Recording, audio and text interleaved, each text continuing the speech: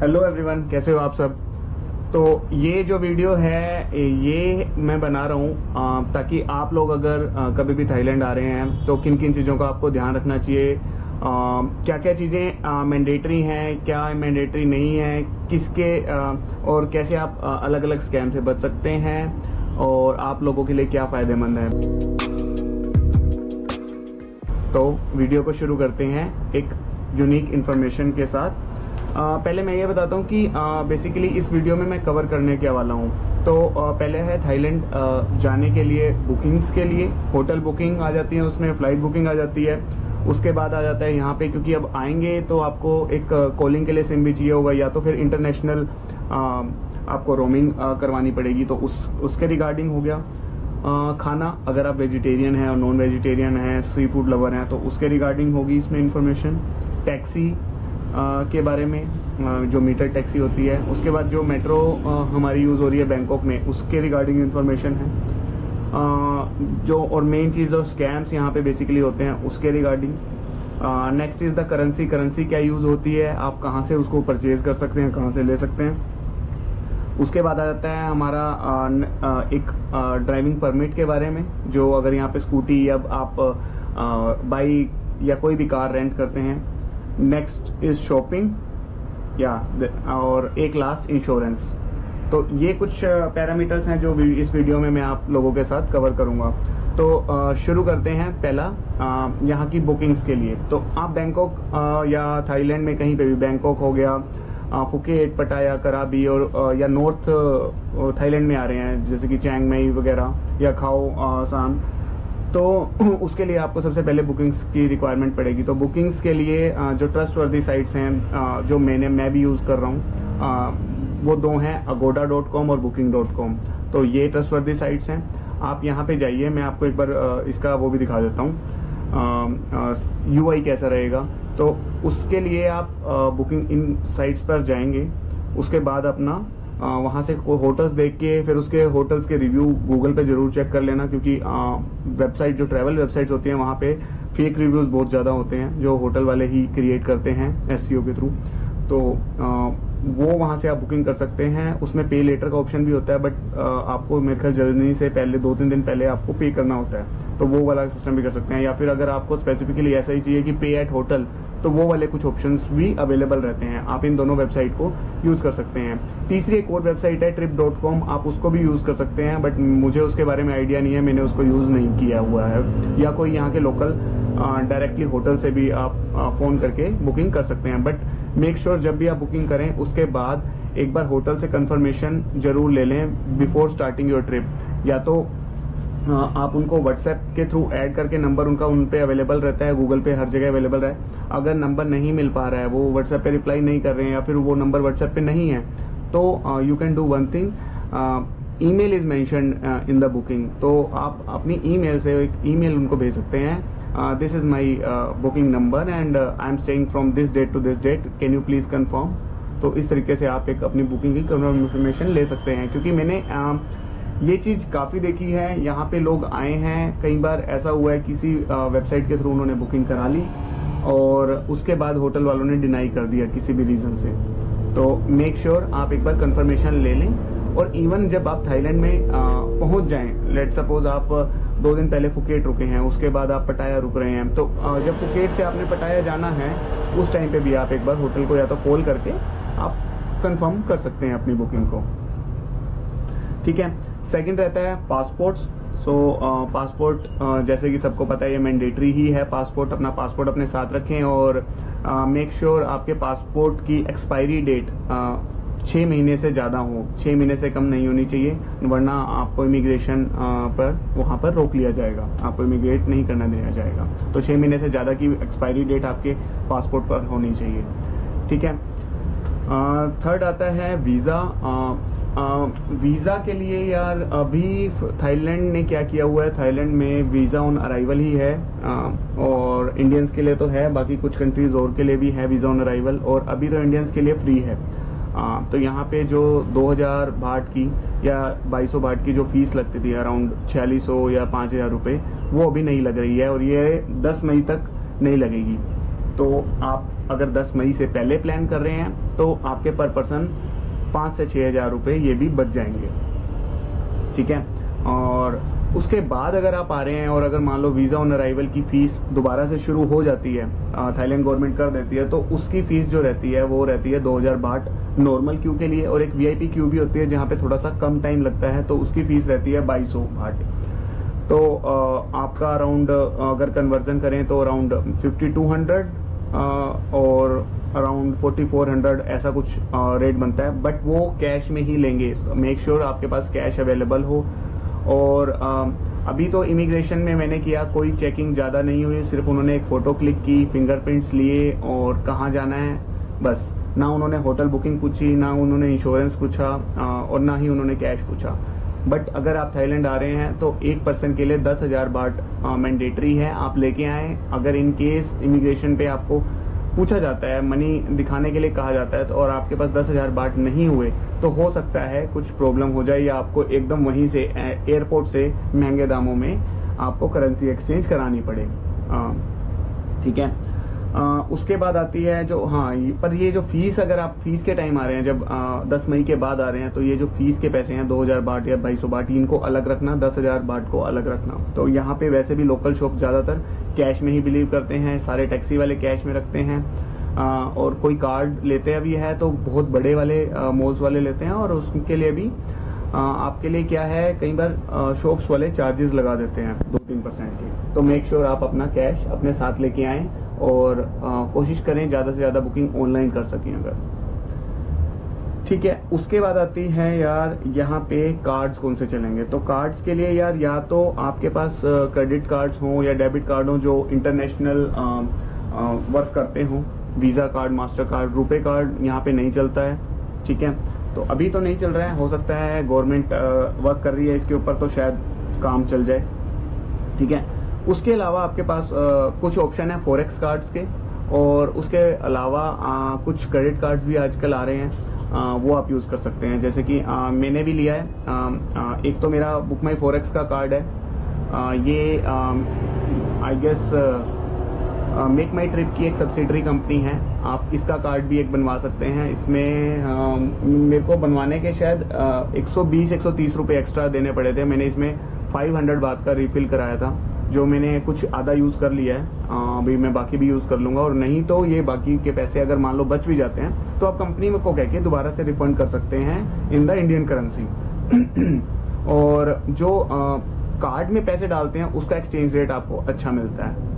तो बट यहाँ पे क्योंकि कैश ज़्यादा चलता है तो कार्ड में मैंने कम ही रखे हैं, बट इसको मैं रीलोड कभी भी करा सकता हूँ। बस मुझे क्या करना है, एक मैसेज करना होगा कंपनी को या फिर एक मेल करना होगा, वो मेरे कार्ड को रिफिल कर देंगे क्योंकि पेमेंट लिंक भेज के।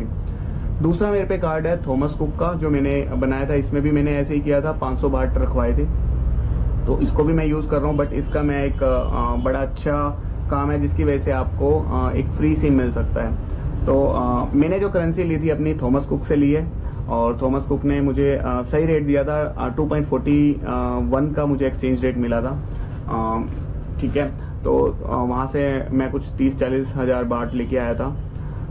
उसके बाद मुझे उन्होंने कहा, जो उनकी एग्जीक्यूटिव थी, कि आप एक वीज़ा कार्ड ले लीजिए थॉमस कुक का, और उसमें सिर्फ मिनिमम अमाउंट आप कुछ डाल दीजिए, आपको कोई कार्ड के चार्जेस, इशू के चार्ज नहीं लगेगा, बट उससे ये फ़ायदा हो जाएगा, आपको एक सिम कार्ड फ्री मिल जाएगा।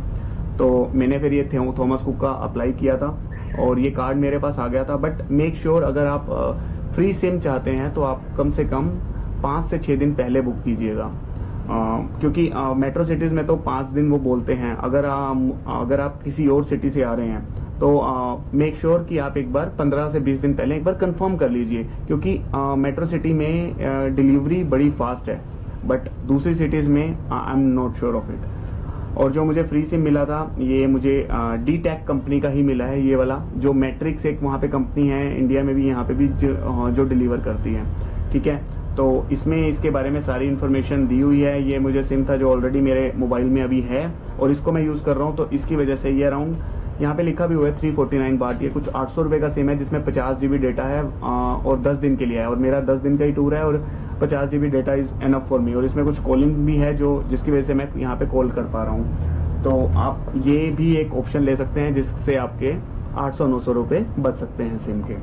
ठीक है, उसके अलावा जो दूसरे क्रेडिट कार्ड्स आते हैं वो बैंक के हो गए। पर बैंक के क्रेडिट कार्ड्स में क्या होता है, जब यहाँ पे आप स्वाइप करते हैं किसी भी आउटलेट पे तो आपके चार्जेस लगते हैं। जैसे कि अगर मान लो मैं अपने आईसीआईसी कार्ड की बात करूं, तो अगर मैं इसको यहाँ पे यूज करूंगा तो इसके यहाँ पे चार्जेस लगेंगे। हर बैंक के अलग अलग होते हैं, आप चेक कर सकते हैं। एक 4x मार्कअप चार्जेस होते हैं, वो चेक करिएगा in Thailand for your card name. ठीक है, तो उससे आपको पता चल जाएगा। जैसे HDFC का मैं देख रहा था कुछ 3% है, किसी बैंक का 2% है। मतलब अगर आप 100 रुपए खर्च कर रहे हो, यहाँ पे 100 बात खर्च कर रहे हो तो 3%, 3 बात आपके एक तरह से मार्कअप फीस लग जाएगी। ठीक है, उसके अलावा अगर आप जीरो मार्कअप फीस के साथ जाना चाह रहे हैं तो आपके पास अदर ऑप्शन है, जिसमें आ जाते हैं नए कार्ड। जैसे आजकल ये चल रहे हैं वन कार्ड, स्कैपिया और नियो ग्लोबल।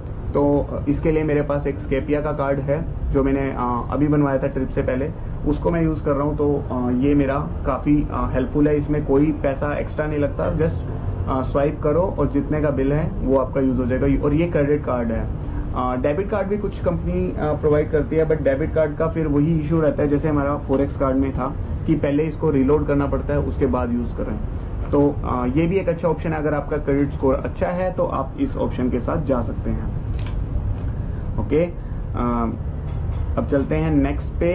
उसके बाद आता है इंश्योरेंस। यस, तो इंश्योरेंस वैसे तो मैंडेटरी तो नहीं है मैं कहूँ, बट कई बार इमिग्रेशन वाले पूछ लेते हैं। अगर इंश्योरेंस नहीं हो तो आपको उस टाइम पे ऐसा हो सकता है कि एकदम लेना पड़े।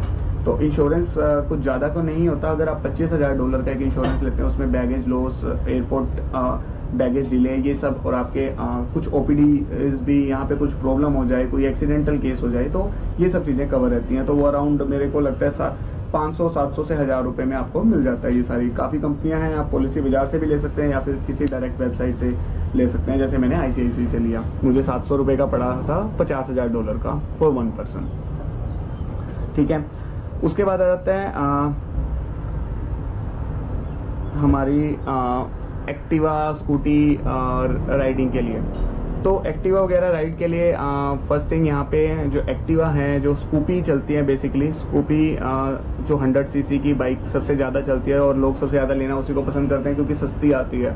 ठीक है, और आपको बेसिकली अगर आप शौकीन नहीं है बाइकिंग के कि भाई बहुत ज्यादा एग्जॉस्ट वाली बाइक चाहिए या फिर बहुत ज्यादा शोर चाहिए, तो उसके लिए आप स्कूपी या सिंपल बाइक्स 100-150 सीसी वाली यूज कर सकते हैं। तो उसके चार्जेस 180 बाहट से शुरू हो जाते हैं और ये अपना कोई 200, 250 या 300 तक भी मांग लेता है, बट यू कैन नेगोशिएट कि मतलब 200 बाहट से मैं ज्यादा नहीं दूंगा, तो वो मान जाएंगे। ठीक है, उसमें सबसे पहली चीज, आप कोई भी बाइक ले रहे हैं या कार ले रहे हैं तो वीडियो जरूर बना लें, फुल वीडियो, उसकी इन एंड आउट एवरीथिंग। उसके मीटर को ऑन करके उसकी वीडियो ले लें कि क्या क्या चीजें चल रही हैं, क्या नहीं चल रही। स्टार्ट करके एक बार वीडियो बना लें, मीटर में क्या चल रहा है, लाइट आगे के फ्रंट फॉग लैंप्स चल रहे हैं, इंडिकेटर चल रहे हैं, हेडलाइट चल रही है, ब्रेक लाइट चल रही है, नहीं चल रही, तो ताकि आपको बाद में ये इश्यू ना आए कि यार ये आपने तोड़ दिया या ये बल्ब फ्यूज हो गया, अब आपने कुछ किया होगा, खराब कर दिया होगा। तो मेक श्योर ऐसा हो। और पेट्रोल का टैंक का लेवल चेक कर लें, क्योंकि जब आपको रिटर्न करना होगा तो सेम लेवल पे रिटर्न करना होगा, तो ये भी मेक श्योर कर लें। और इसी में एक और चीज है कि यहाँ पे जैसे कि हमारे वहाँ पेट्रोल, डीजल यही 2 फ्यूल्स होते हैं, बट यहाँ पे ना 3-4 फ्यूल्स हैं। तो अगर आपकी स्कूटी भी है, स्कूटी में भी एक ग्रीन फ्यूल होता है, एक येलो फ्यूल होता है। तो मेक श्योर जब आप स्कूटी या कोई भी बाइक रेंट कर रहे हैं तो एक बार कंफर्म कर लें कि इसमें फ्यूल कौन सा डलता है। तो मेरी स्कूटी में जैसे कि ग्रीन फ्यूल था तो वो ग्रीन कलर का था एक, तो वो चीज आप एक बार चेक कर लें। और दूसरी चीज, अगर आप स्कूटी चला रहे हैं तो आपके पास इंटरनेशनल ड्राइविंग परमिट होना चाहिए। ये आप अपने ही जो सिटी में तहसील होती है जहाँ पे ड्राइविंग लाइसेंस वगैरह बनते हैं वहां से इशू करा सकते हैं। ऑनलाइन फॉर्म इसके अवेलेबल होते हैं, नहीं तो वहां पे लोग बैठे होते हैं जो ये सब काम करवा देते हैं। तो बट मेक श्योर आपका फिर जो लाइसेंस है वो चिप वाला हो, तो वो इजी काम होता है। और नहीं तो कई बार कुछ अलग कंपनियां भी इशू करती हैं ये ड्राइविंग परमिट, उसकी फीस होती है कुछ 4 से 5 हजार रुपए, और वो आपको कार्ड घर पे डिलीवर कर देती हैं। तो उसका भी लिंक मैं डिस्क्रिप्शन में डाल दूंगा कि अगर आप उस वे में जाना चाहते हैं।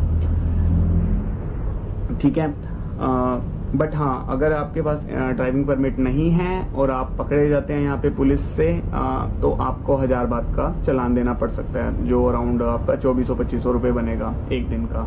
ठीक है, तो हमारे पास तो नहीं था, क्योंकि मेरा ड्राइविंग लाइसेंस जो है वो अलग सिटी का था और अब मेरा जो करंट एड्रेस था इंडिया में वो अलग सिटी का है। तो उसके लिए मैंने जब बात की एक बंदे से जो इसका बनवाता था ये काम, तो उसने कहा कि पहले आपको अपना ट्रांसफ़र कराना पड़ेगा अपनी सिटी में, उसके बाद आपका नया ड्राइविंग लाइसेंस बन के आएगा जो चिप वाला होगा। बेसिकली अभी जो है मेरा बिना चिप वाला है, पुराना बना हुआ है काफ़ी। तो वो कह रहा है कि इसमें पहले से 15-20 दिन लग जाएंगे, 10-15 दिन लग सकते हैं बेस्ड ऑन की मतलब कि इंडिया में हॉलीडेज़ वगैरह के लिए के अकॉर्डिंग। तो उसके बाद से आप आईडीपी अप्लाई करेंगे, उसकी फ़ीस सिर्फ 1000 रुपये थी अगर हम अपने इंडियन गवर्नमेंट वाला करते हैं तो। बट उसमें भी ये है 5 से 10 दिन लग सकते हैं। तो मेक श्योर अगर आप आ रहे हैं या तो आप रिस्क पे आएँ, क्योंकि रात को बहुत ज़्यादा चेकिंग होती है पुलिस की, ठीक है। और हेलमेट जरूर पहन के रखें, वो एक कॉन्फिडेंस लेवल है। अगर आप हेलमेट पहन के चला रहे हैं दोनों हेलमेट, तो हो सकता है एक चांस है कि पुलिस आपको ना रोके, और आप अगर रूल फॉलो कर रहे हैं तो यहाँ पे रूल्स बहुत ज़्यादा फॉलो करने पड़ते हैं, ठीक है। उसके बाद हम आ जाते हैं टैक्सी। यस, तो टैक्सी बुकिंग के लिए आपके पास यहाँ पे 2-3 ऐप्स भी अवेलेबल हैं। जैसे इंडिया में ओला उबर चलती हैं, यहाँ पे ग्रैब, इनड्राइव एंड बोल्ट चलती है। ग्रैब जो है सबसे ज़्यादा ट्रस्टवर्दी है, उसके बाद हमारी बोल्ट आ जाती है। इनड्राइव को मैंने पर्सनली यूज़ नहीं किया, मुझे नहीं आइडिया उसका, ठीक है। बोल्ट पे थोड़े रेट जो हैं ग्रैब से सस्ते हैं, बट कई बार मैंने देखा है कि बोल्ट वाली टैक्सीज जो हैं कैंसिल हो जाती हैं, ठीक है, ड्राइवर कैंसिल कर देते हैं। बट स्टिल अगर आपके 50 या 100 बात एक पर्टिकुलर एक जर्नी में बचते हैं तो दैट इज़ गुड, ठीक है। तो इसको भी मैं एक बार आपको बता दूंगा कि आप कैसे बुक कर सकते हैं ऐप के थ्रू, ठीक है। और meter taxi, yes, meter taxi is a big one. तो बैंकॉक में तो मोस्टली आपको मीटर टैक्सी इजीली मिल जाएंगी। वहाँ पे पिंक, ग्रीन, येलो ऐसे कलर की मीटर टैक्सी चलती हैं जो हमारी नॉर्मल सिडैन से शुरू होके फॉर्चूनर वगैरह हाई एसयूवी गाड़ियों तक जाती है। बट मीटर टैक्सी का ये है यार, यहाँ पे ना लोग मीटर से चलते नहीं है, क्योंकि मीटर पे यहाँ सस्ता पड़ता है। जो मुझे बोल्ट या ग्रैब में 150 से 200 बार दिखा रहा था, तो मीटर टैक्सी में कुछ 100 से 125 बार तक मेरा बिल आया था। बट अगर आप वेट कर सकते हैं 5-7 मिनट का, तो आप कोशिश करें कि वेट कर लें, और 1-2 टैक्सियों को छोड़ेंगे तो कोई ना कोई मान जाएगा मीटर टैक्सी से चलने के लिए। बट मेक श्योर उनको कई बार इंग्लिश यहाँ पे थोड़ा सा एक इशू है, इंग्लिश समझ नहीं आती, तो इंग्लिश के लिए आप गूगल ट्रांसलेटर वगैरह यूज़ कर सकते हैं, कोई भी ट्रांसलेशन ऐप यूज़ कर सकते हैं। नेक्स्ट आता है मेट्रो। मेट्रो अगर आप बैंकॉक में यूज़ करना चाह रहे हैं, बिकॉज चीप वे है। मेट्रो में ट्रैफिक भी दोपहर शाम को बहुत ज़्यादा हो जाता है, रात को बहुत ज़्यादा ट्रैफिक होता है। अगर आप मान लो एयरपोर्ट से अपने होटल तक आ रहे हैं, आपको पता है होटल मेरा मेट्रो के नियर बाय ही है, मान लो सुखमवित में या सियाम में आप होटल ले रहे हैं, वहाँ पे मेट्रो है, इजीली एक्सेसिबल है, तो आप मेट्रो का यूज़ कर सकते हैं। यहाँ पे मेट्रो नहीं, यहाँ पे BST MRT बोला जाता है, जैसे कि दिल्ली में हमारा नोएडा मेट्रो और दिल्ली मेट्रो ऐसे बोला, या रैपिड मेट्रो, एयरलाइन मेट्रो ऐसे बोला जाता है। तो यहाँ पे एक एयरपोर्ट वाली सबसे पहली आती है, वो है express line, airport rail link इसको कहा जाता है। तो ये एयरपोर्ट रेल लिंक हमारी जोड़ती है BST से। उसके बाद BST में काफ़ी लाइन्स हैं अलग अलग रंग की, और उसके बाद MRT, ठीक है। उसके लिए आप डायरेक्टली टोकन वहाँ से, यहाँ वेंडिंग मशीन्स भी हैं, और नहीं तो डायरेक्ट काउंटर फ्री रहते हैं, आप ले सकते हैं, क्योंकि मोस्टली लोगों के पास कार्ड है और जो बाकी लोग वेंडिंग मशीन से निकालते हैं। तो मैंने काउंटर से लिया डायरेक्ट, मुझे 15 सेकेंड लगे मैक्सिमम। और उसके लिए भी एक ऐप है, मैं आपको उसको भी एक बार दिखा देता हूँ कि वो ऐप कैसे वर्क करती है। और एक इजी ऐप है, उसमें हर चीज़ पता चल जाती है कि आपको स्टार्टिंग पॉइंट डालना है, एंड पॉइंट डालना है, फेयर भी आ जाएगा, रूट्स भी आ जाएगा, आपको सब कुछ पता चल जाएगा कितने में जा रही है। उसके बाद आ जाता है हमारा मैंडेटरी आइटम। तो मैंडेटरी आइटम में मैं एक चीज़ कहूँगा, अगर आपका 2 पिन चार्जर है किसी भी इलेक्ट्रॉनिक गैजेट का, दैट इज़ फाइन, बट अगर आपका 3 पिन चार्जर है तो एक ट्रैवल अडेप्टर जरूर लेके आएँ। इस टाइप का एक ट्रैवल अडेप्टर आप ले सकते हैं। इसमें अलग अलग कंट्रीज़ के अकॉर्डिंग सारे सॉकेट्स होते हैं। ये एक सॉकेट है, ये दूसरा सॉकेट है, ठीक है, इसको क्लोज कर देते हैं। यहाँ पे ये तीसरा टाइप का सॉकेट भी है, एक 3 पिन वाला, इसमें लिखा हुआ है UK सॉकेट, ये शायद UK का सॉकेट है, इसलिए यहाँ पे लिखा भी हुआ है UK सॉकेट, ठीक है। और इधर साइड आपका यहाँ पे कोई किसी भी टाइप का आप 3 पिन चार्जर यहाँ पे इंसर्ट कर सकते हैं। तो इस टाइप का ट्रैवल अडेप्टर इज मैंडेटरी अगर आपका 3 पिन चार्जर है किसी भी आइटम का, किसी भी इलेक्ट्रॉनिक गैजेट का। But make sure I suggest कि होना ही चाहिए कभी भी आप इंटरनेशनली ट्रैवल कर रहे हैं, ये बड़े काम की चीज़ है। ठीक है, तो नेक्स्ट हम आते हैं शॉपिंग के लिए। शॉपिंग में बैंकॉक में अगर आप जा रहे हैं तो मैं कुछ मार्केट्स के नाम आपको बता देता हूँ। तो पहला आता है प्रतुनम मार्केट, ये लोकल मार्केट है, काफ़ी सस्ता मिल जाता है यहाँ पे सामान। दूसरी है पटपोंग मार्केट, ठीक है, ये दोनों मार्केट 10 बजे के अराउंड बंद हो जाते हैं, तो मेक श्योर आप टाइम से चले जाएं। तीसरा आता है हमारा एक प्लेटिनम मॉल MBK सेंटर, ठीक है, ये भी 8 बजे तक मार्केट 7:30 से 8 बंद हो जाती है, तो मेक श्योर आप जा रहे हैं तो अपनी आइटनरी उसी अकॉर्डिंग प्लान करें। नेक्स्ट आ जाता है एशियाटिक रिवर फ्रंट की एक मार्केट है और आइकन सियाम मॉल, वो लग्जरी मॉल्स में आ जाते हैं, तो यहाँ पे आप जा सकते हैं। फुकेट में बंगला स्ट्रीट है अच्छी, और एक बंगला स्ट्रीट के साथ ही आप जो पटोंग बीच के साथ वाली एक पैरेलल रोड जा रही है उसके साथ एक लोकल मार्केट वगैरह लगती है, वहाँ पे आप जा सकते हैं। और पटाया में एक पटाया नाइट बाजार आपका है, वहाँ पे आप जा सकते हैं। दूसरा है हमारा एक एयरपोर्ट बाजार, वहाँ पे एक असली का जो एयरप्लेन है वो एक खड़ा है और वहाँ पे काफ़ी सारी खाने पीने की शॉप्स हैं, बट वहाँ पे शॉपिंग के लिए नहीं है, शॉपिंग के लिए मेनली पटाया नाइट बाजार ही है। और तीसरा खाने पीने के लिए जोमिटन नाइट बाजार है, वहाँ पे आप जोमिटन बीच पे जा सकते हैं। ठीक है, अब आ जाता है नेक्स्ट स्कैम्स, या दैट इज इम्पोर्टेंट बिकॉज यहाँ पे स्कैम्स बहुत ज़्यादा होते हैं।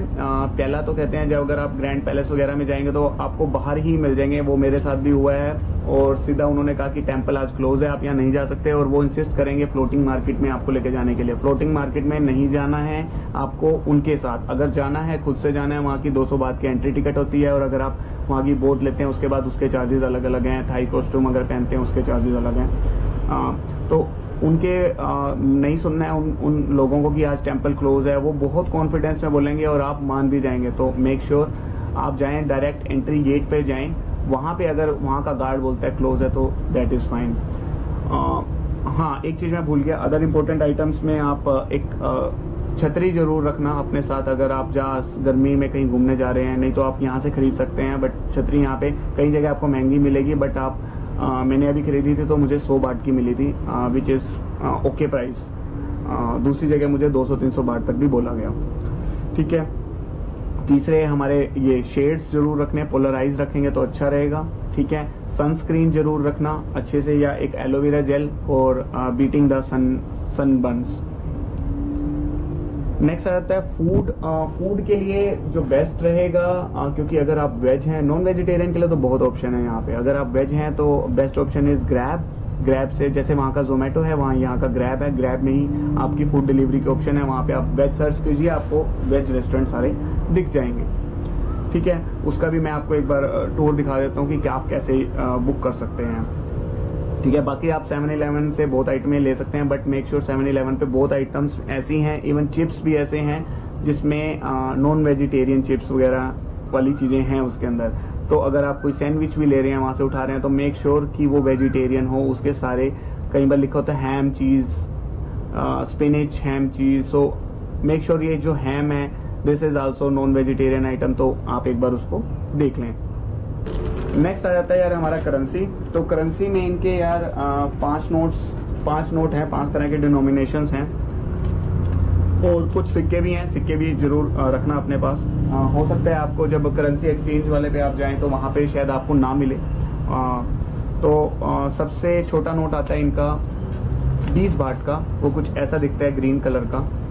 ठीक है, उसके बाद आता है हमारा 50 बाट का, ये कुछ हल्का सा सी ग्रीन कलर में दिखता है आपको। ठीक है, सी ब्लू, सी ग्रीन कह लो कुछ भी। 3rd नंबर पे आता है हमारा ये 100 बात का नोट, जो हल्का सा पिंक कलर है प्याजी शेड में। ठीक है, 4th में आता है हमारा 500 बात का, ये है हमारा आ जाता है थोड़ा लेवेंडर कलर में, लाइट लेवेंडर। और जो इनका लास्ट सबसे बड़ा डिनोमिनेशन है वो है ये 1000 बात का। ठीक है, ये हमारा कुछ खाकी से कलर का, ब्राउन, लाइट ब्राउन कलर का दिखता है। ठीक है, तो ये 5 करेंसी डिनोमिनेशन है इनके। और जो सिक्के आ जाते हैं, सिक्के में पहला सिक्का आ जाता है ऐसा, ये है हमारा 1 बाट का सिक्का। ठीक है, उसके बाद आ जाता है इसका ये 2 बाट का गोल्डन सिक्का होता है ये, ठीक है। ये हमारे जैसे हमारा इंडिया का 5 रुपये होता है, वो इनका यहाँ पे 2 रुपये 2 बाट का सिक्का होता है। ठीक है।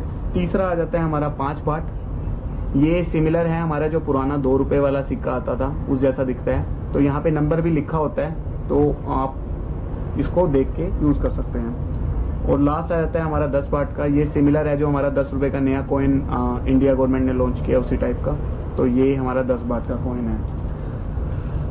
तो एक और लास्ट में एक चीज अपडेट करना चाहूँगा यहाँ के स्कैम की, जो कल को मेरे साथ भी होने से बचा, बट मैं क्योंकि मुझे पता था तो मैंने अवॉइड किया।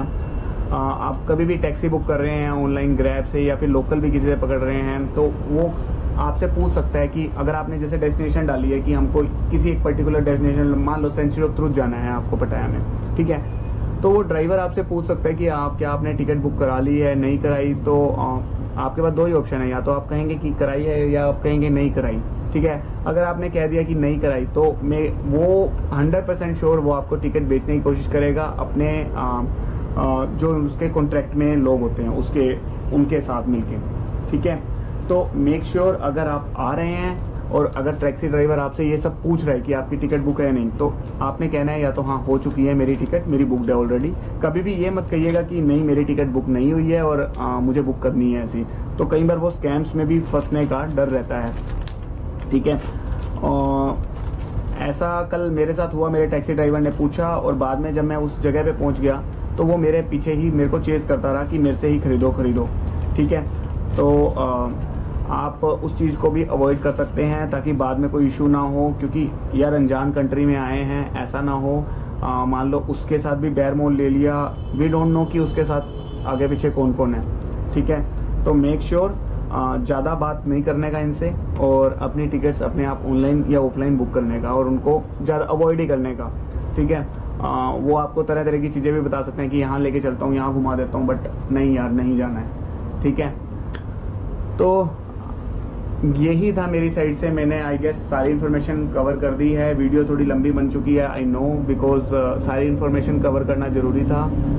ये आधा घंटा अगर आपने ये वीडियो देख लिया है, पूरा एंड तक आप पहुंच चुके हैं, तो आई एम श्योर कि आप काफ़ी तरह के इशू से यहाँ पे बच सकते हैं और आपकी यहाँ की थाईलैंड जर्नी एक सुखमय रहेगी। ठीक है। वीडियो अच्छी लगी तो लाइक करना और आगे ऐसे ही ट्रैवल कंटेंट के लिए subscribe travel with Tushar. Thank you, नमस्ते, बाय बाय, स्वादी खां।